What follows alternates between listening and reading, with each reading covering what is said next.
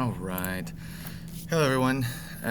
Recording this for us because I won't be here due to a tournament game that Round Rock is hosting, the JV tournament here at Westwood. So I made this Ed puzzle for us, which will hopefully be good enough. And if you have any questions, I'm happy to answer them after the fact, of course. But I would have checked the 21-1 reading guide I gave us on our first day back, but I'm not here, and so you can just hold on to that for now. The reading guide, like the short section, notice it's just a partial one, like some of the pages, I should say, it's only like a sparse amount. Will help you define Peter the Great from today's terms. That's where you'll find that one term about his westernization of Russia and kind of dragging them into the modern Europe. But otherwise, right, 21-4, that's the homework. Otherwise, you'll be looking at this today. We won't have a quiz, actually, so you don't need any historical recap, but we will quiz next block, day 3. So just be prepared for a quiz over absolutism on day 3. I think that'll be Monday and Tuesday of next week by the time you're hearing this. But we can start with our first term today. That is the Habsburgs, right? And so they would be this powerful royal family within Europe from Austria that would control most of Central Europe and Spain. Okay, so like I said, a powerful and Catholic, notably Catholic, right, royal family from Europe that would, right, or I say from Austria, I should say, right, in Europe that would control most of Central Europe and Spain, right? Even though they're like two separate branches, as you'll see here in a second, but right, kind of this royal family would span all across Europe, right? Here's like a bust of them, and you can kind of tell one of the more notable features of it is what comes to be known as like the Habsburg chin. Probably the worst of it is pictured here. This was the one of the last Habsburg kings of Spain that we should talk about later, the War of Spanish Succession, but. It was essentially that the Habsburgs were kind of the quintessential European family that inbred so much, like kept family lineage within the tree to an extent, right? Like second and maybe even like first cousins, maybe like an uncle here or there, so much so that they would have these like physical kind of birth defects, like some like so you have like this protruding like jaw and chin.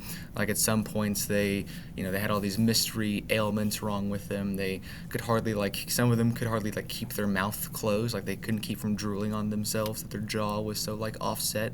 So they really are kind of like the stereotype of like in kind of keeping quote unquote royal families pure in a bad way, but. This kind of shows you how exactly far they would span, right? That even though you have like a senior and junior branch, right? Two of them are only closely related, but essentially at one point they would control most of Europe, right? In the sense that they would control right all these Germanic states that were then known as like the Holy Roman Empire, right? That is like the Netherlands, Austria, like lots of Central Europe, Austria-Hungary, right? Even most of Italy, obviously all of Spain, even at some points parts of Portugal too. So they really dominated the kind of European landscape, right? We have this interact here. It's going to introduce us to kind of Versailles, and so if you want to take just a second to complete this, right, just answer these 3 questions in this spot here, right? You don't have to write the question, just the answer. You don't need a complete sentence, just a complete thought, right? So take a second to do that now if you need to. All right. I guess no, obviously it's an Ed puzzle, or I'm hoping it's going to be an Ed puzzle. If not, just a video, so you can pause this at any point, rewind, stop it, put captions on, whatever you need to do this if you want to follow it along like as is, right? So we can start by labeling our map right here, just the Holy Roman Empire to kind of get an idea of what we're looking at, right? And so remember, the Holy Roman Empire is this like collection of Germanic states that all kind of are loosely not necessarily independent, but like loosely confederated to each other, like loosely, like almost like states of one empire, even though they don't get along very well or are not entirely centralized.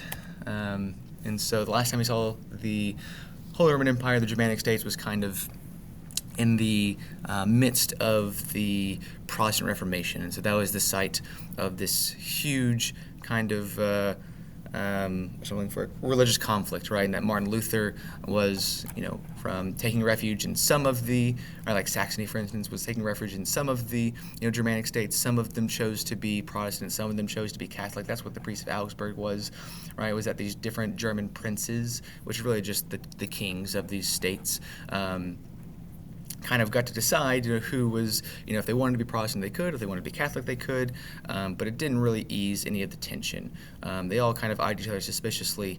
And so eventually it boils over whenever the Habsburg king at the time, who's the emperor of the Holy Roman Empire, decides that he does not like some of the Protestants in there. It boils over into a full-blown war that comes to be known as the 30 Years' War. So we're defining that term right now, right? And this is just essentially a war over religion, over territory, and really just over the balance of power, right? That some countries, as a part of this war, jumped in, not because they really cared so much about the religion or so much about the territory, but just because they didn't want one side to lose or one side to get stronger or one side to get weaker. They kind of wanted to keep the balance of power as even as they could. And so it involved a lot of different states at different points. But at the heart of it, it's really Germany, like these Germanic states, the Roman Empire, that ends up the worse off because of it. Right, that essentially, as the Holy Roman Empire or the Holy Roman Emperor sends his armies in to fight these different German princes and states, he doesn't really pay them. He just tells them that they can, they're paid by whatever they can loot or take, from the land as they go, right? Because he doesn't care about these Protestant places. And so they pretty much pillage anything that isn't bolted down, they take, steal, or burn on their entire way. And so you see some really horrific things happening in Germany. At the end of this, right, the Habsburgs, right, from Spain and Austria, both kind of end up weakened because of this on the downside, whereas you see this other kind of up-and-coming royal dynasty of France, which we haven't really gotten to yet, maybe in a second. The Bourbons, as they end up on the up, right? They end up with power, right? They end up gaining territory, and so they're one of the absolute monarchs, or one of the absolute nations we're going to look at here, right? But kind of an important outcome of the 30 Years' War, right, is that it's going to mark the beginning of like modern nations, right? It's this idea that you're not going to, Europe is not going to be this one united Catholic empire, right? That people are going to have the freedom and the ability to choose, what they want to be, and there's not this expectation, right, that everyone must be one or must be the other, and so. Even though these nations still very much are willing to fight each other, there's this idea that they're not going to fight over the sense that you're Catholic and I'm Protestant and I'm going to change that. So it kind of ends religious wars within Europe, and even more so, right, and I say modern nations as well, is because these Germanic states become independent of the Holy Roman Emperor. And so while they're not like a united Germany yet by any stretch, they do start kind of identifying more or less as like the Holy Roman Empire and more as their specific German states, or eventually the German people together, right, as a German nation, even though they won't come for a while to the late 1800s.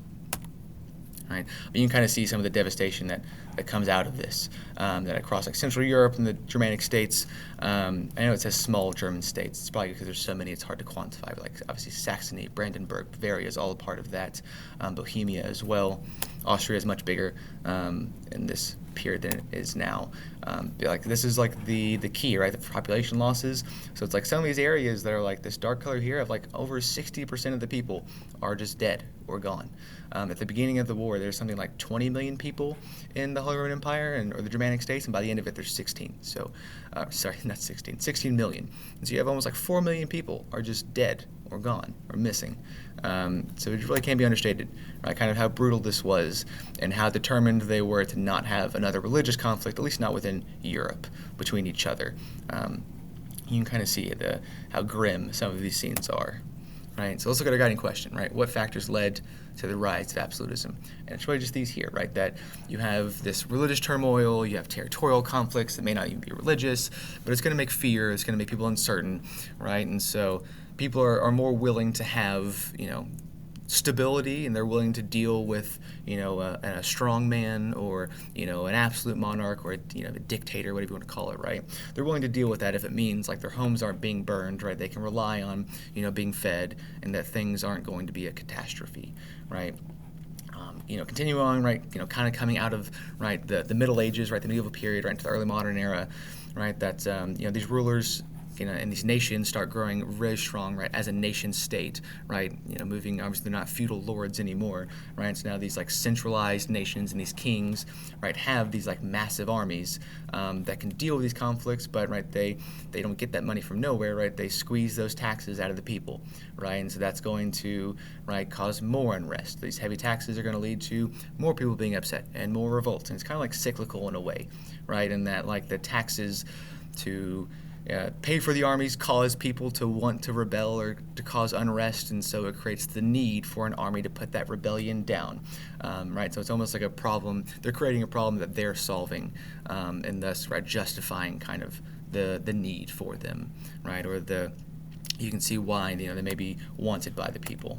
Right, and so kind of zooming in at more specific nations, right? We're going to look at France right now, right? So just like the Germanic states, right, the French have their own kind of, brush with religious wars and kind of the horrors of it, right? And that they have, these few instances of like French Protestants called Huguenots, right? They're like openly killed like in the streets of France and in Paris some days, and so the idea, like I just said, right, is of an absolute monarch is way more appealing than the idea, right, that someone's going to come hack you down or burn your house or take your things, right? And so in this kind of scene, we see Louis XIV comes to power, right? And this is France's ultimate monarch, as he comes to be known, or at least to liken himself to, right? So we can label France on our map, and we take a look at Louis here. Right, and so he thinks very highly of himself, as you'll come to find. Refers to himself as the Sun King. He dances in his own little play. So he's pretty full of himself as an absolute monarch, and dresses like so. Right, this is Louis XIV. And so we'll get a kind of a way to define him from going from here. Right, so he ends up being the most powerful ruler kind of in French history up to this point. You'll hear in this video we have staged next. He says, I am the state, right? This is him saying, right, that there is, when someone asks about the French state or, the French nation, he's like, that, it's me. I am the French state, right? There is no one else that shares this power with me. Like, I am France, right? I make the decisions, it all comes down to me, right? No one else. And this is really solidifying the idea of being like an absolute monarch, right? So especially at the end of the 30 Years' War, right, France is going to come out the more powerful of it. They gain territory, right, they've won their battles, so they can have this prestige, they have the money that's come from that, and so by the time he's actually of age to rule, right, France is on the up and up. Right, and so he's going to continue to kind of like centralize power in himself.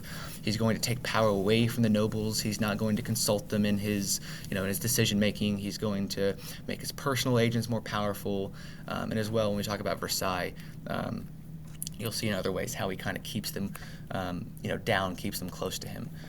But at the end of the day, even though France has been doing well, right, the French people are kind of tired of their their never-ending wars, right? Hey, we won, but we don't really want to keep fighting and dying all the time. And so when they're ready for peace, Louis does what absolute rulers does best, and he gives them another war. And so when the King of Spain dies without an heir, Louis's grandson is kind of up next to be the heir. Right, and the King of Spain was a Habsburg at this point, right? So when the Habsburgs die, or this Habsburg dies, right, Louis is looking to try and, how can I put one of my own in there, or one of the Bourbons, or how can I put one of my own in there and kind of have an upper hand on the Habsburgs now?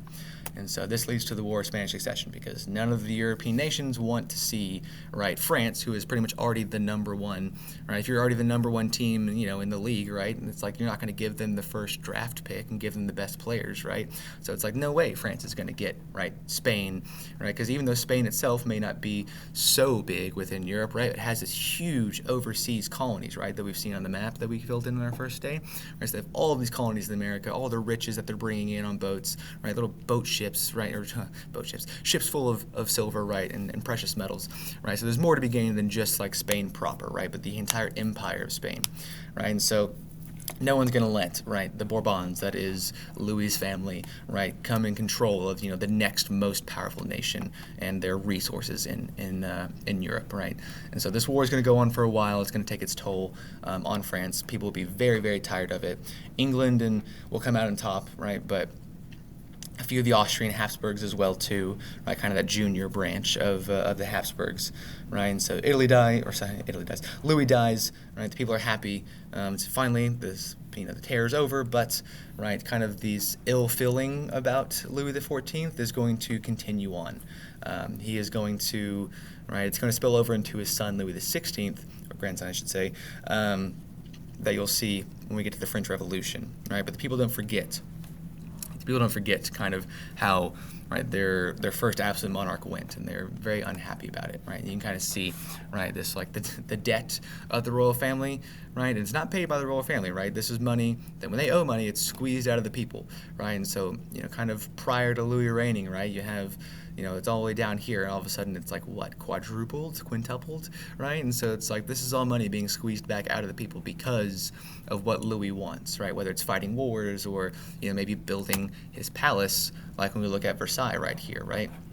So the video of Versailles, I'll have it linked in the Edpuzzle as well, or at least in the slides that you can see, and it'll be in Schoology as well, right? But Versailles is this massive, well, it starts as just a hunting lodge kind of outside of Paris, but then becomes this massive palatial complex, right? It's like 5,000 acres of gardens, right? 1,400 fountains. Kind of the comical part, right, is that even like the fountains take so much water to run that like when the king runs by them, or sorry, when the king like walking through the garden, like servants would be like behind the scenes like turning the fountains on just before he gets there and like turning them back off, right, like running down to the next one. It's almost like comical, right, to think of them like pulling strings behind the scenes just to give the appearance, right, of how that's just how vast they are. But before we go on, right, Versailles, right, if we wanted to define that, right, that is, just it's the palace of, right, Louis XIV, of the French monarchs, and it kind of comes to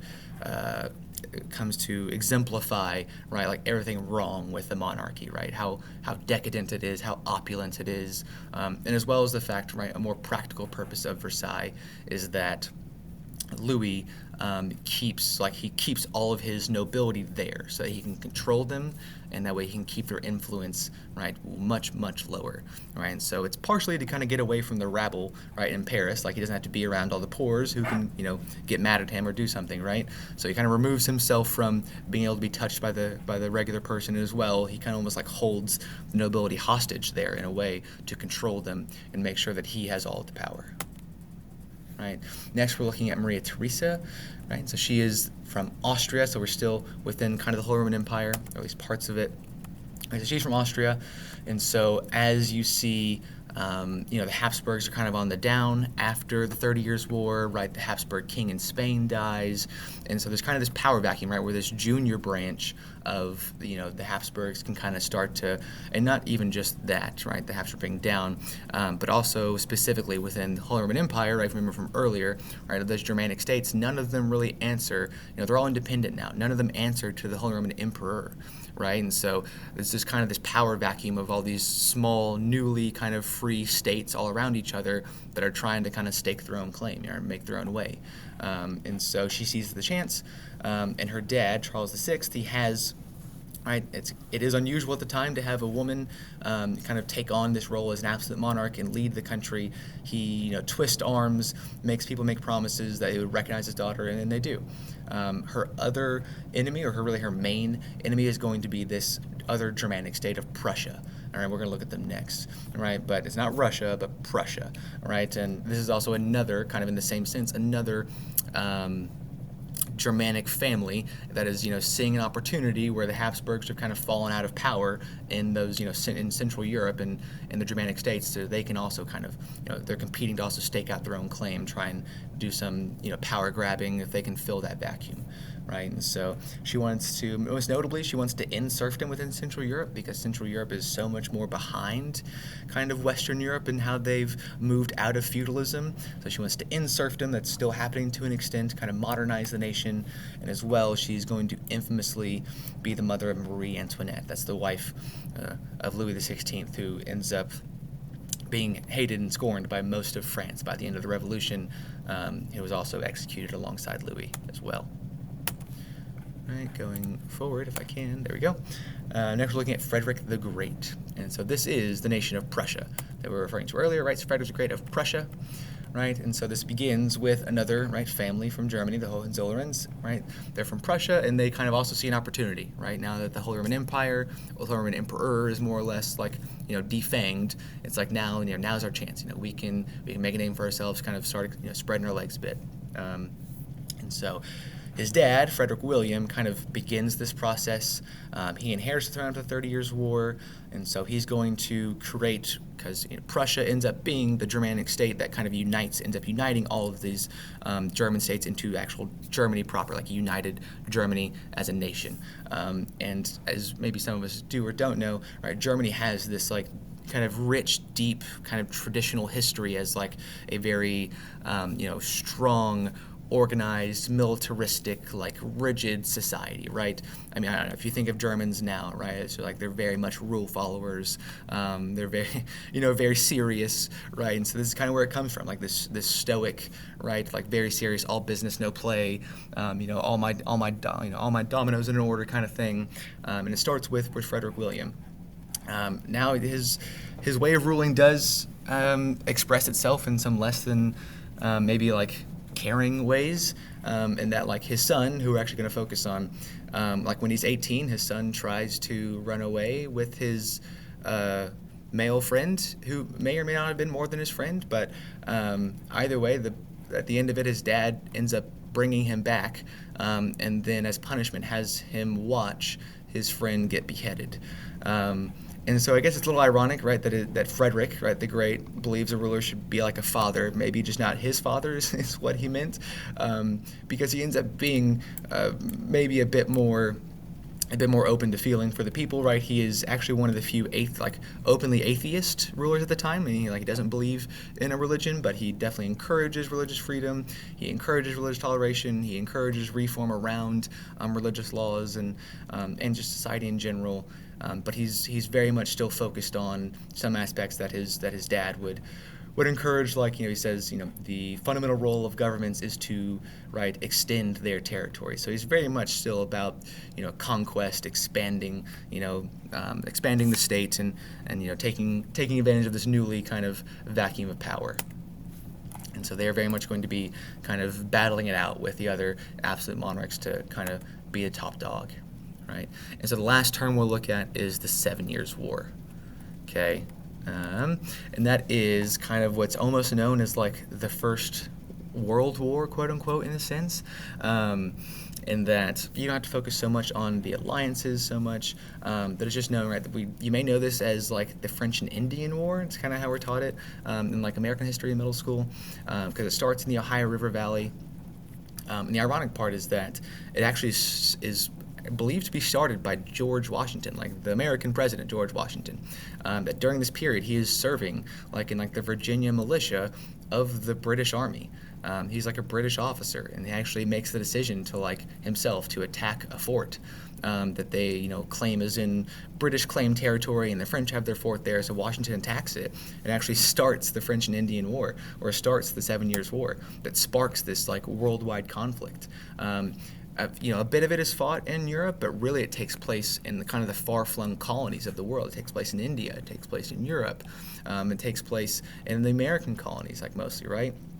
But what you really need to know as kind of the brass tacks is that as a result of the 7 Years' War, right, France is going to lose a lot of colonies in North America, and as well Britain is going to gain kind of sole control of India. And this is really where they'll begin to really kind of furnish their complete domination of India, as we'll come to find, right? But nothing changes in Central Europe at all, right? It's like almost like all of the concessions or battle lines that end up changing all happen, right, in India and in the Americas, right? And so the last thing, or I think one of the last things we'll do, is there's a video right here. It's just about Ivan the Terrible. The timestamp is linked in there for you. I'll link it in. It'll be in the PowerPoint. It'll be in Schoology. I'll put it in the Edpuzzle as well too. But just summarize the videos you watch. Just make some bullet points. Some bullet point notes over Ivan the Terrible, and then I will just be ready for our quiz next block. And I will see you then. Thanks.